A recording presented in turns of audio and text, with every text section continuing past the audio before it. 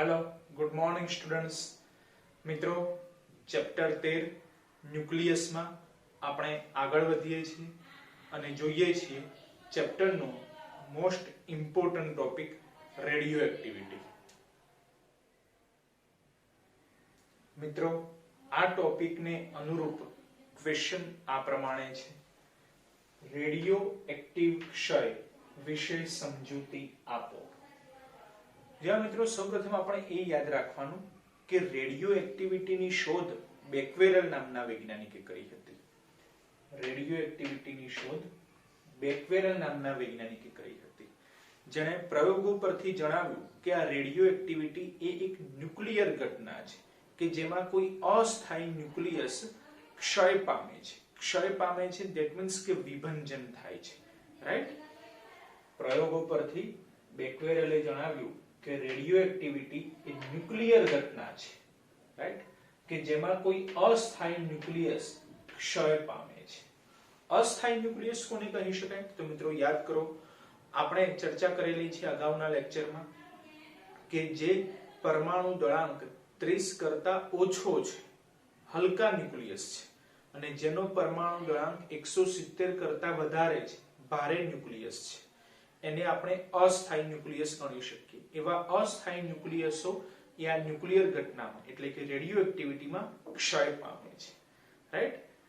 હવે મિત્રો આગળ યાદ રાખો કે રેડિયો એક્ટિવ ક્ષય ના ટોટલ 3 પ્રકારો છે, રાઈટ। આલ્ફા ક્ષય, બીટા ક્ષય અને ગેમા ક્ષય। મિત્રો આ આલ્ફા બીટા ગેમા ક્ષય વિશે આપણે ડિટેલમાં અલગથી એક વિડિયો બનાવીશું।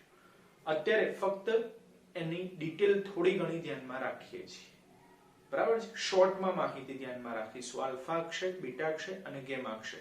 બાકી વધારે વિસ્તૃત માહિતી માટે આપણે એક અલગથી વિડિયો બનાવીશું કે જેમાં તમને ડિટેલથી માહિતી મળી રહેશે, બરાબર, આલ્ફા ક્ષય, બીટા ક્ષય અને ગેમા ક્ષય વિશે। અત્યારે શોર્ટમાં ઇમ્પોર્ટન્ટ એવી માહિતી મેળવી લઈએ કે આલ્ફા ક્ષય કે જેમાં હિલિયમ ન્યુક્લિયસ ઉત્સર્જન પામે છે। હિલિયમ માટે આપણને ખ્યાલ છે કે 2He4 લખવામાં આવે છે, બરાબર છે। પછી જોઈએ બીટા ક્ષય, તો બીટા ક્ષયમાં ઇલેક્ટ્રોન અને પોઝિટ્રોન ઉત્સર્જન પામે છે, ઇલેક્ટ્રોન અને પોઝિટ્રોન।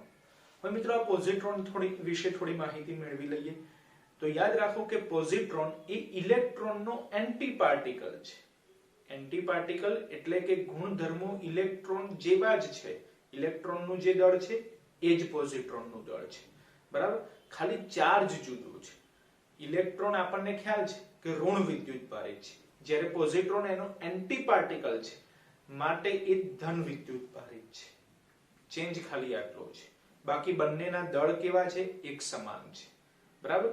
ચાર્જ યાદ રાખવાનો કે ઇલેક્ટ્રોન ઋણ ચાર્જ ધરાવે, પોઝિટ્રોન એનો એન્ટી પાર્ટિકલ છે માટે ધન વિદ્યુતભાર ધરાવે છે, બરાબર છે। અને ત્રીજો પ્રકાર છે ગેમા ક્ષય કે જેમાં વધુ ઉર્જા ધરાવતા ફોટોન ઉત્સર્જન પામે છે। ફોટોન ઉત્સર્જન પામે છે પરંતુ એ ફોટોનની ઉર્જા કેવી હોય છે? ખૂબ જ હાઈ હોય છે, રાઈટ। તો અત્યાર પૂરતું આપણે આલ્ફા બીટા ગેમા ક્ષયમાં આટલું જ શોર્ટમાં યાદ રાખીશું, બરાબર છે। મિત્રો આગળ વધીએ અને જોઈએ છીએ આ ટોપિકને લગતો સેકન્ડ ક્વેશ્ચન, જે પરીક્ષાની દ્રષ્ટિએ ખૂબ જ ઇમ્પોર્ટન્ટ છે। રેડિયો એક્ટિવ વિભંજન અંગેનો ચરઘાતાંકીય નિયમ મેળવો। ચરઘાતાંકીય નિયમ એટલે કે e⁻x ના પદમાં આન્સર આપણે લાવવાનો છે, રાઈટ। જોઈએ તો આન્સર મિત્રો પ્રયોગો પરથી એવું માલુમ પડ્યું, રેડિયો એક્ટિવિટીને લગતા જેટલા પણ પ્રયોગો થયા છે એ પ્રયોગોના આધારે આપણને માલુમ પડે છે કે એકમ સમયમાં ક્ષય પામતા ન્યુક્લિયસની સંખ્યા, જેનો સિમ્બોલ આપણે લઈશું ડેલ્ટા n। મિત્રો સિમ્બોલ ખાસ ધ્યાનમાં રાખીશું કારણ કે આન્સરમાં એકને એક સિમ્બોલ રિપીટ થતા હોય એવી રીતનું છે, એટલે દરેક સિમ્બોલનું પર્ટિક્યુલર નામ જે છે એ આપણે ખાસ ધ્યાન રાખીશું, બરાબર છે। એકમ સમયમાં ક્ષય પામતા ન્યુક્લિયસની સંખ્યા જે છે ડેલ્ટા n, તે નમૂનામાં રહેલા અવિભંજિત ન્યુક્લિયસની સંખ્યા જેનો સિમ્બોલ છે કેપિટલ N ના સમપ્રમાણમાં હોય છે, બરાબર, જેના આધારે આપણે મેથેમેટિકલ સ્ટેપ ધ્યાનમાં લઈએ છીએ. Delta n by delta t ચલે છે n. આપણે આ જ સૂત્ર જ યાદ રાખીશું અને એના આધારે આપણે આ 4-5 લાઈન બનાવીશું. બરાબર, જુઓ આ રીતે કે delta n by delta t ચલે છે n, જેમાં ડેલ્ટા t એ છેદમાં છે. તો આપણને ખ્યાલ છે મિત્રો કે જે રાશિ છેદમાં હોય એને એક એકમ તરીકે લખીશું. બરાબર છે. પછી ડેલ્ટા n કોને કહેવાશે? તો ક્ષય પામતા ન્યુક્લિયસની સંખ્યા. અને n કોને કહેવાશે? તો અવિભાજિત ન્યુક્લિયસની સંખ્યા. બરાબર છે. ચલો, તો એકમ સમયમાં ક્ષય પામતા ન્યુક્લિયસની સંખ્યા એટલે કે delta n by delta t, જે અવિભાજિત ન્યુક્લિયસની સંખ્યા કેપિટલ N ના સમપ્રમાણમાં હોય છે. જુઓ તો હવે ઉપરની 4 લાઈન આપણને મળી ગઈ. બરાબર, એટલે આ જ યાદ રાખવાનું, delta n by delta t ચલે છે n, જેના આધારે આપણે ઉપરની 4 લાઈન સેટ કરવાની છે. બરાબર, ફરીથી રિપીટ કરું છું. એકમ સમયમાં ક્ષય પામતા ન્યુક્લિયસની સંખ્યા એટલે delta n by delta t આવી ગયું. અવિભાજિત ન્યુક્લિયસની સંખ્યા એટલે કેપિટલ N ના સમપ્રમાણમાં હોય છે. બરાબર છે. અને હવે મિત્રો આપણે delta n by delta t જે લખેલું છે એને એક અલગ સિમ્બોલ આપીએ છીએ, કેપિટલ I, જેનું નામ છે વિભંજનનો દર અથવા તો એક્ટિવિટી. બરાબર, જેના આધારે આપણે કહી શકીએ કે I જેનું સૂત્ર થશે delta n by delta t, જે કોના સમપ્રમાણમાં હોય છે? તો કેપિટલ N ના સમપ્રમાણમાં હોય છે. બરાબર, એટલે I ચલે છે n પણ તમે લખી શકો છો અને I નું જ સૂત્ર છે delta n by delta t, ચલે છે n પણ તમે લખી શકો. બરાબર, પણ યાદ રાખવાનું કે I તો activity, delta n by delta t તો શબ્દોમાં યાદ રાખવાનું કે એકમ સમયમાં ક્ષય પામતા ન્યુક્લિયસની સંખ્યા. બરાબર છે. ચલો, ચલે છે ની નિશાની દૂર કરીને અચાનક મૂકી દઈએ. તો delta n by delta t બરાબર લેમ્ડા n. બરાબર, જ્યાં લેમ્ડા આપણે મૂકેલો અચળાંક છે. બરાબર, પરંતુ delta n by delta t, જુઓ તો delta n by delta t ની જગ્યાએ શું લખાય? I લખી શકાય. બરાબર છે. તો delta n by delta t ની જગ્યાએ I લખી દઈએ, lambda n as it is. તો સૂત્ર મળી ગયું, I બરાબર લેમ્ડા n. મિત્રો આ સૂત્ર આપણે યાદ રાખીશું દાખલા માટે, I બરાબર લેમ્ડા n. બરાબર, ચલો પાછું I નું સૂત્ર આપણે લખી દઈએ છીએ કે I નું સૂત્ર શું છે? તો delta n by delta t, પરંતુ એમાં લિમિટ એપ્લાય કરીએ. Limit delta t tends to 0. તો લિમિટ ના લીધે આપણને ખ્યાલ છે કે જ્યાં ડેલ્ટા સિમ્બોલ હોય ત્યાં d સિમ્બોલ આવી જશે. રાઈટ, એટલે સૂત્ર આ જ મળશે, પરંતુ ડેલ્ટા ની જગ્યાએ d સિમ્બોલ આવી જશે. બરાબર, એટલે dn બાય dt બરાબર લેમ્ડા n. જુઓ તો dn બાય dt બરાબર લેમ્ડા n, જેને આપણે સમીકરણ 1 કરી દઈએ. બરાબર, હવે આ સમીકરણ 1 માં આપણે અચળાંક મૂકેલો છે લેમ્ડા, જેનું નામ છે ક્ષય નિયતાંક. તો એનું સૂત્ર ધ્યાનમાં લઈએ છીએ. જો તો લેમ્ડા ને કરતા બનાવો તો કેપિટલ N છેદમાં આવી જશે, એટલે લેમ્ડા બરાબર dn બાય n dt. જોજો કેપિટલ N છેદમાં આવી ગયા એટલે dn બાય n dt. બરાબર, જે છે લેમ્ડા એટલે કે ક્ષય નિયતાંક. બરાબર, જેનું એકમ ધ્યાનમાં રાખવાનું સેકન્ડ ઇન્વર્સ. કેવી રીતે? તો સમજો સૂત્ર ઉપરથી કે dn એ શું છે? તો dn એટલે ડેલ્ટા n તમે કહી શકો, જે છે ક્ષય પામતા ન્યુક્લિયસની સંખ્યા. બોલો, સંખ્યાને કોઈ એકમ હોય? ના હોય. રાઈટ, છેદમાં છે કેપિટલ N. કેપિટલ N પણ એક પ્રકારની સંખ્યા છે. જો તો અવિભાજિત ન્યુક્લિયસની સંખ્યા, તો કેપિટલ N પણ કોઈ એકમ નથી. બરાબર, એટલે dn by n જેને કોઈ જ એકમ નથી. બરાબર, તો બાકી શું રહ્યું? 1/dt. dt શું છે? સમય દર્શાવે છે. સમયનો એકમ સેકન્ડ, પરંતુ છેદમાં છે માટે એકમ બની ગયો સેકન્ડ ઇન્વર્સ. બરાબર, તો ખ્યાલ આવી ગયો. લેમ્ડા એટલે કે ક્ષય નિયતાંક, જેનું એકમ થશે સેકન્ડ ઇન્વર્સ. અને હવે એની ડેફિનેશન ધ્યાનમાં લઈએ છીએ આ જ સૂત્ર ઉપરથી. બરાબર, જેમાં આપણને ખ્યાલ છે કે જે રાશિ છેદમાં હોય એને એક એકમ તરીકે લઈશું. બરાબર, તો સમય છેદમાં છે એટલે એકમ સમયમાં રેડિયોએક્ટિવ તત્વના વિભંજન પામવાની સંભાવનાને લેમ્ડા એટલે કે ક્ષય નિયતાંક કહે છે, બરાબર. dn by n ને શું કહેવાશે? વિભંજન પામવાની સંભાવના, અને dt એ છેદમાં છે એટલે કે એકમ સમયમાં, બરાબર. જેના આધારે આપણે ક્ષય નિયતાંક લેમ્ડાની વ્યાખ્યા લખેલી છે કે એકમ સમયમાં રેડિયોએક્ટિવ તત્વના વિભંજન પામવાની સંભાવના ને ક્ષય નિયતાંક લેમ્ડા કહે છે. ખ્યાલ આવ્યો છે? ઓકે. પરંતુ ક્વેશ્ચન શું છે જુઓ તો, ચર ઘાતાંકીય નિયમ મેળવવાનો છે. ચર ઘાતાંકીય એટલે કે e⁻x ના પદમાં આપણો આન્સર આપવો જોઈએ, બરાબર. તેના માટે મિત્રો આપણે બે કન્ડિશન ધ્યાનમાં લઈએ છીએ, પ્રારંભિક અને અંતિમ. જેમ કે પ્રારંભમાં સમય 0 છે ત્યારે ન્યુક્લિયસની સંખ્યા n0 જેટલી છે, બરાબર. અને અંતમાં જ્યારે સમય t છે ત્યારે ન્યુક્લિયસની સંખ્યા કેપિટલ N જેટલી છે, બરાબર. સમય 0 તો સંખ્યા n0, સમય t તો સંખ્યા n, બરાબર. અને હવે સમીકરણ 1 આપણે ફરીથી લખીએ છીએ, જેમાં કંઈક ચેન્જ કરીએ છીએ કે કેપિટલ N ને આપણે છેદમાં લાવી દઈએ છીએ, dt ને સામે લઈ જઈએ છીએ, બરાબર. જો કેપિટલ N છેદમાં આવે તો dn by n લખાશે, dt સામે જાય તો લેમ્ડા dt લખાશે. વધારાનું જોવા મળે છે માઈનસ, તો આ માઈનસ માટે મિત્રો યાદ રાખવાનું કે અહીં ઋણ નિશાની દર્શાવે છે કે જેમ જેમ સમય પસાર થાય તેમ કેપિટલ N એટલે કે અવિભંજિત ન્યુક્લિયસની સંખ્યા ઘટતી જાય છે, રાઈટ. એ સંખ્યા ઘટે છે એવું દર્શાવવા માટે આપણે માઈનસ સાઇન લીધેલી છે, એટલે એ ખાસ મેન્શન કરીશું કે જ્યાં સમય જતા કેપિટલ N ઘટે છે માટે માઈનસ સાઇન લીધેલી છે, બરાબર. ચાલો, અને હવે સમીકરણમાંથી આપણે d દૂર કરવા છે. d એ વિકલન દર્શાવે છે જેને આપણે દૂર કરવું છે, તો એની ઓપોઝિટ પ્રક્રિયા ધ્યાનમાં લઈશું, સંકલન, રાઈટ. તો ખ્યાલ આવે કે હવે આપણે બંને બાજુ સંકલન ધ્યાનમાં લેવું પડશે. તો integration dn by n, integration dn by n, અને માઈનસ લેમ્ડા એ અચળ છે એટલે સંકલનની બહાર આવી જશે, એટલે માઈનસ લેમ્ડા ઇન્ટિગ્રેશન dt, બરાબર. અને હવે જેની સાપેક્ષે આપણે સંકલન કરેલું છે એના પદમાં આપણે લિમિટ લખીશું, બરાબર. જો તો n ની સાપેક્ષે સંકલન થાય છે અને આ બાજુ t ની સાપેક્ષે સંકલન થાય છે, બરાબર. તો લિમિટ આ રીતે લખીશું કે લોઅર લિમિટ એટલે પ્રારંભિક, અપર લિમિટ એટલે કે અંતિમ. લોઅર તો પ્રારંભિક, અપર તો અંતિમ, બરાબર. ચલો, કેપિટલ N ના પદમાં પ્રારંભિક ન્યુક્લિયસની સંખ્યા શું છે? પ્રારંભિક ન્યુક્લિયસની સંખ્યા કેટલી છે? n0, તો n0. બોલો અંતિમ ન્યુક્લિયસની સંખ્યા કેટલી છે? તો કેપિટલ N, તો કેપિટલ N.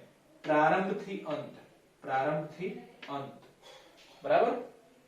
ચલો, હવે સમય જ્યારે 0 છે ત્યારે પ્રારંભિક છે, એટલે સમય 0 તે પ્રારંભિક છે, અને અંતિમ તો સમય t છે, અંતિમ માટે સમય t છે. પ્રારંભથી અંત, 0 થી t. બોલો ખ્યાલ આવ્યો? જે આપણે આ કન્ડિશન લખેલી છે એના આધારે આપણે આ લિમિટ લખેલી છે, બરાબર. પ્રારંભ, અંત, બરાબર છે. અને હવે 1/n નું સંકલન, 1/n. તો મિત્રો યાદ કરો, 1/x જેનું સંકલન થાય ln x, શું થશે? ln x. પરંતુ x ની જગ્યાએ n છે તો n લખી દેવાના, બરાબર છે. તો ln n લિમિટ છે n0 to n, બરાબર, equal to minus lambda as it is.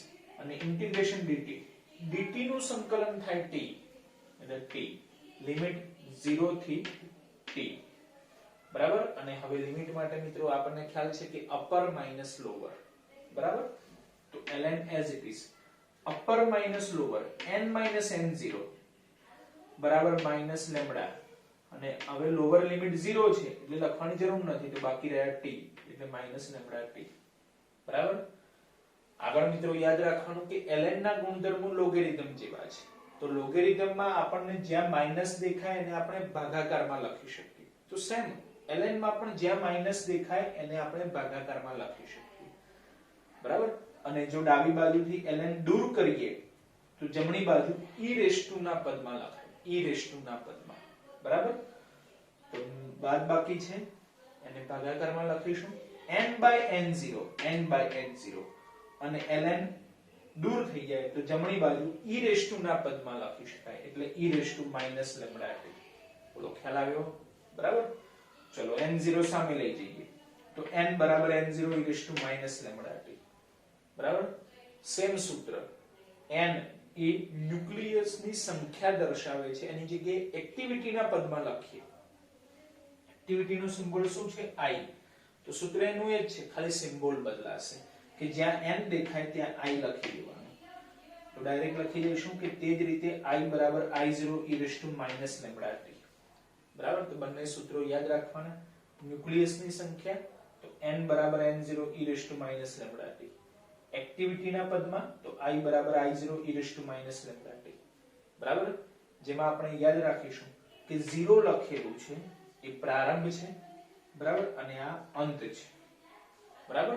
વધારામાં જુઓ તો e રેસ ટુ ના પદમાં આન્સર મળે છે. e રેસ ટુ ના પદમાં આન્સર મળે છે, જેને કહી શકાય ચર ઘાતાંકીય નિયમ.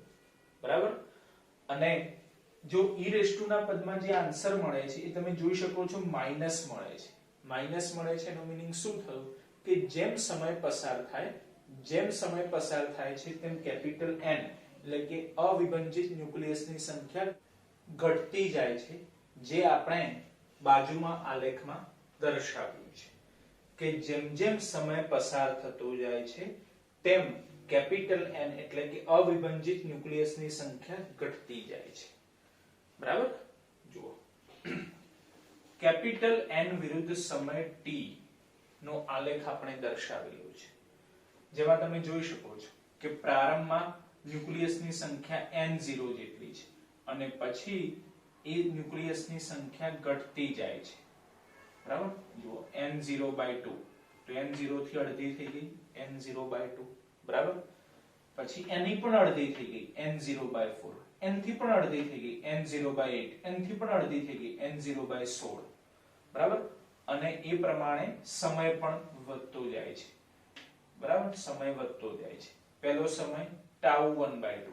આ tau 1/2 શું છે? તો એ અર્ધાયુ છે.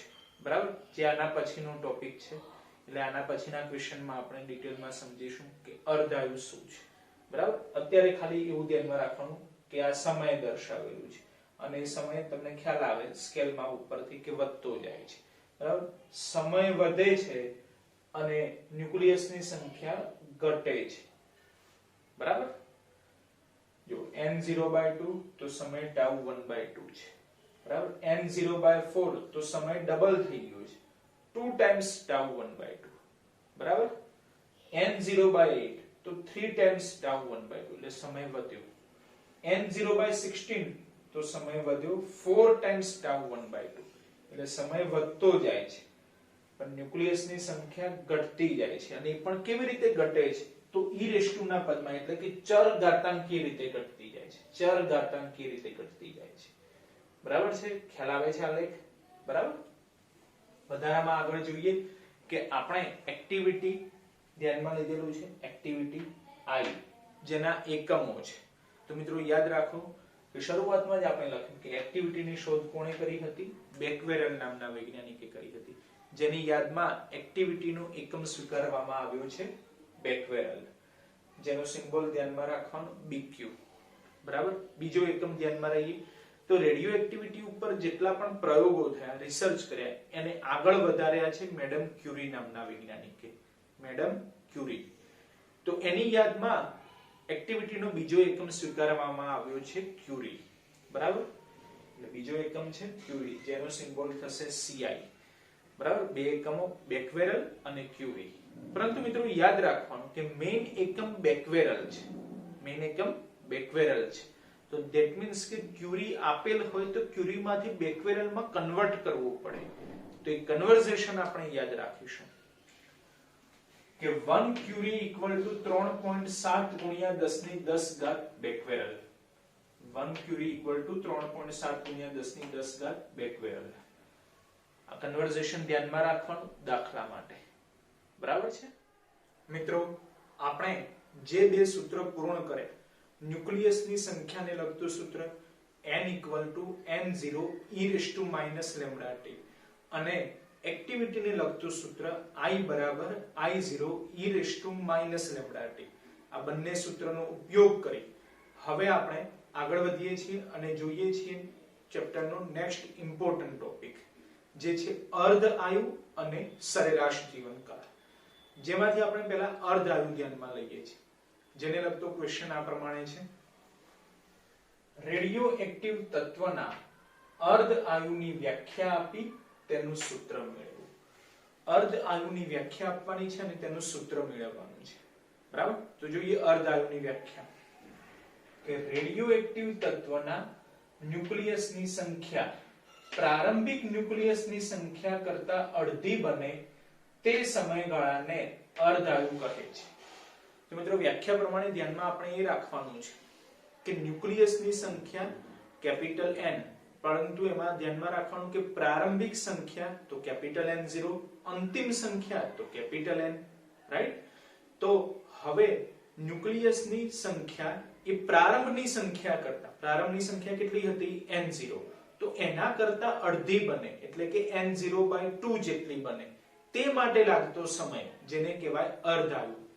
બરાબર? અને એ અર્ધ આયુનો સિમ્બોલ આપણે લઈશું τ1/2, જેના આધારે આપણને ખ્યાલ આવી જાય કે n ની જગ્યાએ આપણે લખવું પડે N0/2 અને સમય t શોધવાનો છે, જેની જગ્યાએ આપણે અર્ધ આયુનો સિમ્બોલ આપી દઈએ τ1/2, રાઈટ? તો વ્યાખ્યા પ્રમાણે n ની જગ્યાએ લખીએ આપણે N0/2 અને t ની જગ્યાએ લખીએ τ1/2. બરાબર?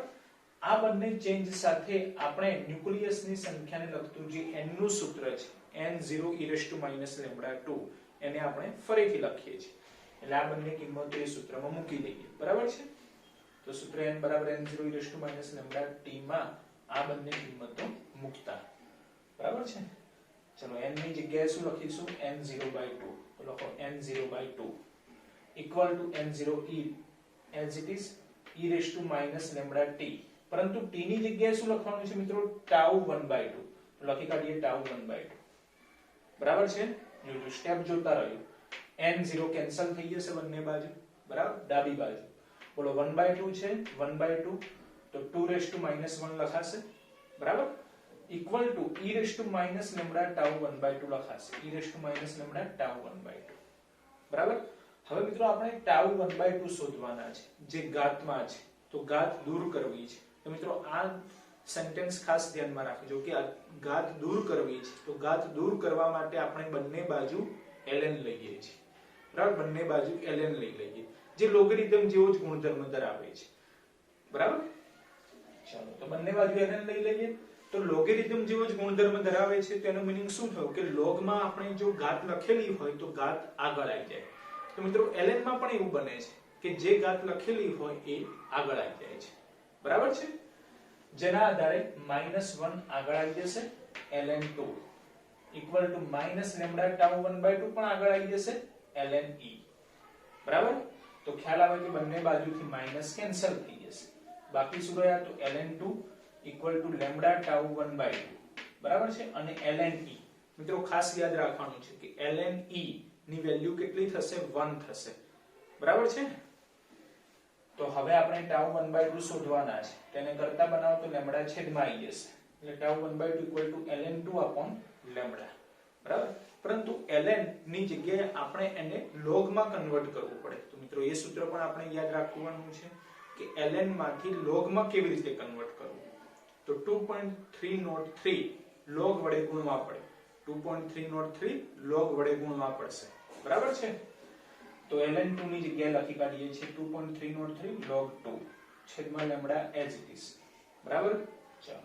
ચાલો τ1/2 equal to 2.303 બોલો log 2 જોતા આવડે. બરાબર છે? જેની કિંમત થાય 0.3010. લખી કાઢીએ 0.3010 છેદમાં લેમ્બડા as it is. બરાબર?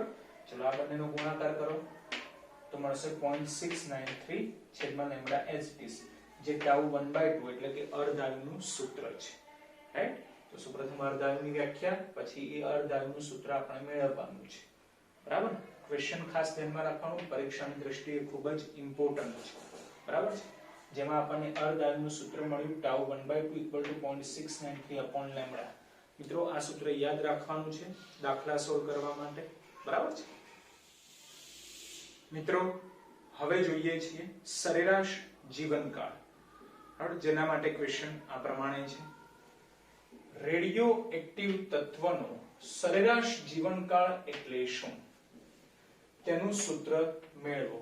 સરેરાશ જીવનકાળની વ્યાખ્યા આપવાની છે અર્ધાયુની જેમ, બરાબર, અને અર્ધાયુની જેમ જ સરેરાશ જીવનકાળના સૂત્રની સાબિતી આપવાની છે. સાથે વધારાનો પણ ક્વેશ્ચન જોડાયેલો છે કે તેનો અર્ધ આયુ સાથેનો સંબંધ દર્શાવો. એટલે સરેરાશ જીવનકાળ એ અર્ધ આયુ સાથે શું સંબંધ ધરાવે છે, એ બંને વચ્ચે શું રિલેશન છે એ આપણે નક્કી કરવાનું છે. ઠીક છે, તો સૌપ્રથમ આપણે જોઈએ છે સરેરાશ જીવનકાળની ડેફિનેશન.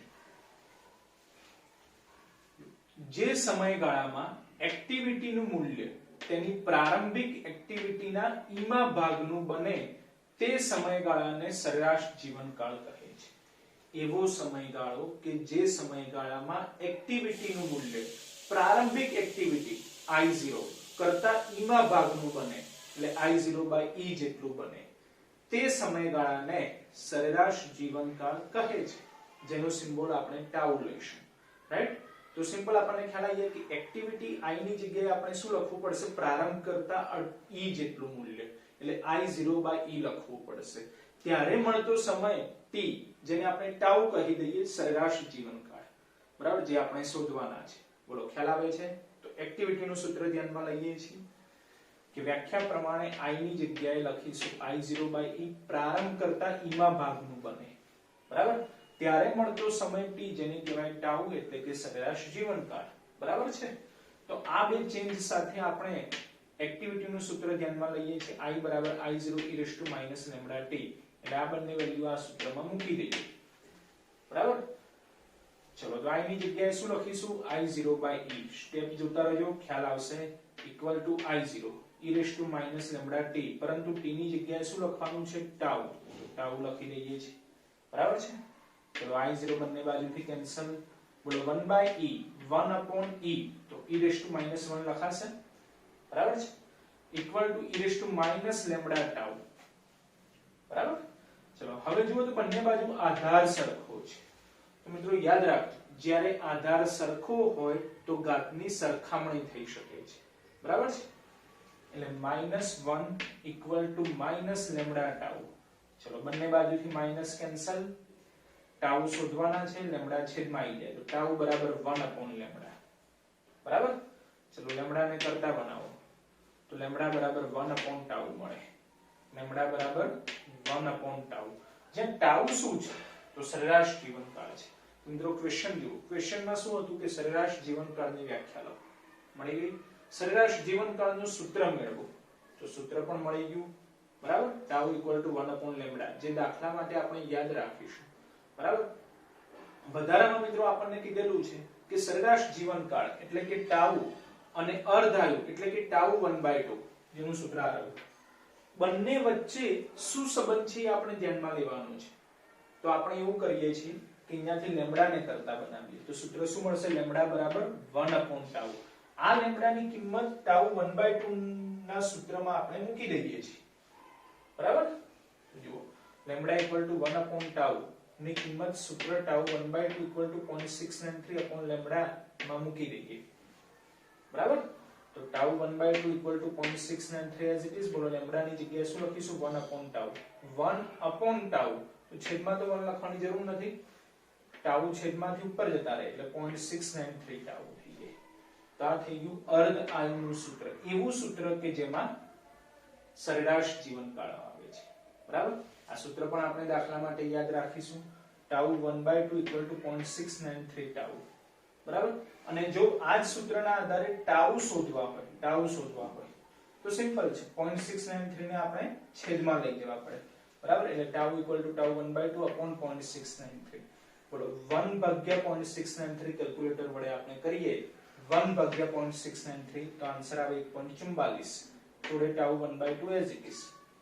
તો આ સૂત્ર મળે છે ટાઉ ઇક્વલ ટુ 1.44 ટાઉ 1/2. આ સૂત્રના આધારે આપણે ટાઉ એટલે કે સરેરાશ જીવનકાળ શોધી શકીએ છીએ. બરાબર છે? એટલે બંને સૂત્રો ખ્યાલ આવવા જોઈએ. અર્ધાયુ શોધવો હોય, સરેરાશ જીવનકાળ આપેલું હોય તો સૂત્ર વાપરવાનું 0.693 ટાઉ. બરાબર?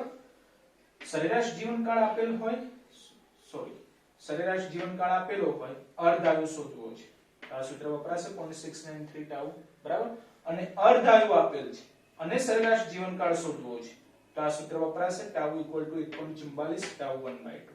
એટલે બંને સૂત્રો આપણે યાદ રાખીશું દાખલા માટે, બરાબર છે. અને આખી થિયરી તો આઈએમપી છે જ, જે દરેક વિદ્યાર્થી મિત્રો ધ્યાનમાં રાખવાનું છે, બરાબર છે.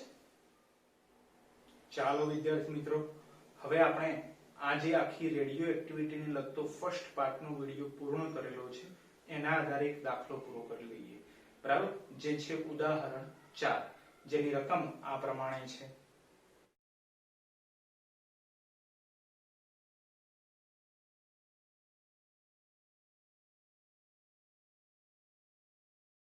મિત્રો, ઉદાહરણ 4 ની રકમમાં તમને એક તત્વ આપેલું છે યુરેનિયમ 92, યુરેનિયમ 238, જેના આધારે આપણે એનું મોલર દળ નક્કી કરીશું.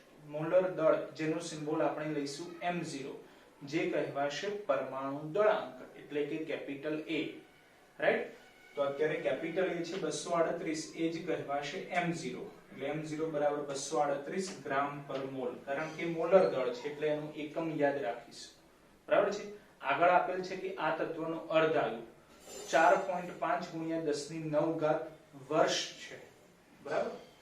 ટાઉ 1/2 = 4.5 ગુણ્યા 10⁹ વર્ષ, યરમાં આપેલ છે, પરંતુ ટાઉ 1/2 એ અર્ધાયુ છે, ધેટ મીન્સ કે સમય દર્શાવે છે, તો સમયનો એકમ આપણે સેકન્ડ ધ્યાનમાં લઈશું.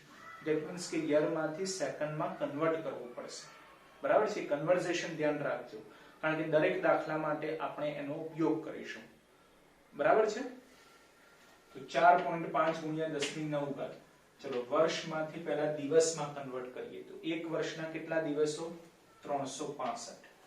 એક દિવસના કેટલા કલાક? તો 24 કલાક, બરાબર. અને એક કલાકની કેટલી સેકન્ડો? તો 3600 સેકન્ડો. દિવસ, કલાક, સેકન્ડ, કન્વર્ઝેશન થઈ જાય. અને જે આન્સર આવશે ખૂબ જ મોટો આવશે, રાઈટ. કેલ્ક્યુલેટર વડે જો આપણે સાદુરૂપ આપીશું તો ખૂબ જ મોટો આન્સર આવશે, જેના માટે મિત્રો ખાસ યાદ રાખીશું કે આપણે એ આન્સરને 10⁻ માં કન્વર્ટ કરીશું, બરાબર, તો જ આન્સર એનું પૂરો હશે. 10⁻ કન્વર્ટ કરીશું, તો આનો ગુણાકાર કરીએ છીએ તો મળશે 1.42, અને 10⁻માં કન્વર્ટ કરીએ તો 10⁻17 એકમ થઈ જશે સેકન્ડ. તો આ કન્વર્ઝેશન ધ્યાનમાં રાખીશું કે યરમાંથી સેકન્ડમાં કન્વર્ટ કરીએ છીએ, બરાબર. આગળ જુઓ તો મિત્રો રકમમાં આપેલ છે કે આ જે તત્વ છે એનો 1 ગ્રામ જેટલો જથ્થો આપણે લેવાનો છે, એટલે m બરાબર 1 ગ્રામ. એ 1 ગ્રામ જથ્થા માટે આપણે એક્ટિવિટી શોધવાની છે, એટલે કે I શોધવાના છે, બરાબર. તો હવે આપણે I નું સૂત્ર ધ્યાનમાં લઈએ છીએ, I બરાબર લેમ્બડા n. પરંતુ ખ્યાલ આવે કે કેપિટલ N નથી આપણી જોડે, રાઈટ, કેપિટલ N નથી. તો કેપિટલ N માટે સૂત્ર કેવી રીતે મેળવવું એ આપણે આ દાખલામાં ધ્યાનમાં રાખીશું. નેક્સ્ટ દાખલામાં એ કેપિટલ N નું સૂત્ર આપણે ડાયરેક્ટ યાદ રાખીશું, બરાબર. મિત્રો યાદ કરો તો ધોરણ 11 ચેપ્ટર 13 વાયુનો ગતિવાદ, જેમાં આપણે મોલની સંખ્યા શોધવા માટેનું સૂત્ર ભણી ગયેલા છે. મોલની સંખ્યા શોધવા માટેનું સૂત્ર જો એવોગેડ્રો અંકના પ્રમાણમાં લખવું હોય તો સૂત્ર આ પ્રમાણે છે કે મોલની સંખ્યા μ = n/na, અને જો મોલની સંખ્યા શોધવાનું સૂત્ર મોલર દળના પ્રમાણમાં લખવું હોય તો સૂત્ર આ પ્રમાણે છે કે μ = m/m0. તો બંને મોલની સંખ્યાના જ સૂત્રો છે, તો બંનેની આપણે કમ્પેરિઝન કરી શકીએ, એટલે n/na = m/m0 લખી શકાય, બરાબર છે. અને એમાંથી આપણે n ને કરતા બનાવીએ, ચલો n ને કરતા બનાવો તો શું થશે? mna/m0, mna/m0. તો હવેથી મિત્રો આપણે કેપિટલ N નું આ સૂત્ર ડાયરેક્ટ યાદ રાખીશું, બરાબર, કારણ કે અવારનવાર આપણે આ સૂત્રનો ઉપયોગ કરીશું. I બરાબર લેમ્બડા n, જ્યાં n શું છે તો આ સૂત્ર યાદ રાખીશું, mna/m0, બરાબર છે. એટલે ખાસ કહું છું કે આ સૂત્ર ક્યાંથી આવ્યું એ આપણે આ ઉદાહરણ 4 માં દર્શાવેલું છે. હવે પછીના દરેક દાખલામાં આ સૂત્ર આપણે ડાયરેક્ટ લખી દઈશું, mna/m0, બરાબર.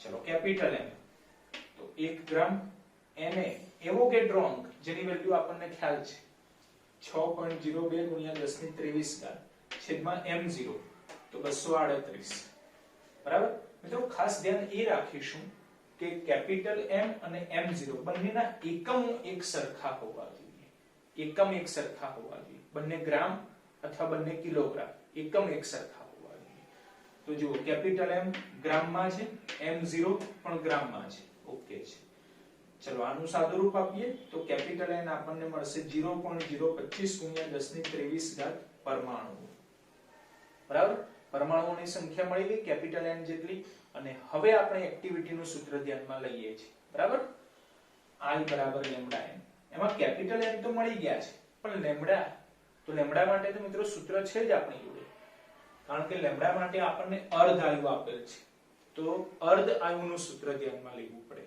બરાબર તો જુઓ અર્ધ આયુ ઇક્વલ ટુ શું છે tau 1/2 equal to 0.693 upon lambda બરાબર બોલો લેમ્ડા બરાબર શું લખાય તો 0.693 upon tau 1/2 રાઈટ આ સૂત્ર યાદ રાખીશું દાખલા માટે કે lambda equal to 0.693 upon tau 1/2 બરાબર છે તો લેમ્ડા ની જગ્યાએ લખી કાઢીએ 0.693 upon tau 1/2 બોલો કેપિટલ M ની જગ્યાએ લખો 0.025 × 1023 બરાબર આ ઉપર એઝ ઇટ ઇઝ રાખીએ છીએ tau 1/2 જેને આપણે સેકન્ડમાં શોધેલા છે 1.42 × 1017 તે લખી દઈએ રાઈટ કેલ્ક્યુલેટર વડે સાદુરૂપ આપીએ તો આપણને એક્ટિવિટી I મળી જશે 1.23 × 10⁴ અને મિત્રો ખાસ આજ લેક્ચરમાં શરૂઆતમાં આપણે ડિસ્કસ કર્યું કે એક્ટિવિટીનો મેઇન એકમ બેકવેરલ છે રાઈટ તો એકમ લખીશું બેકવેરલ બોલો ખ્યાલ આવ્યો દાખલો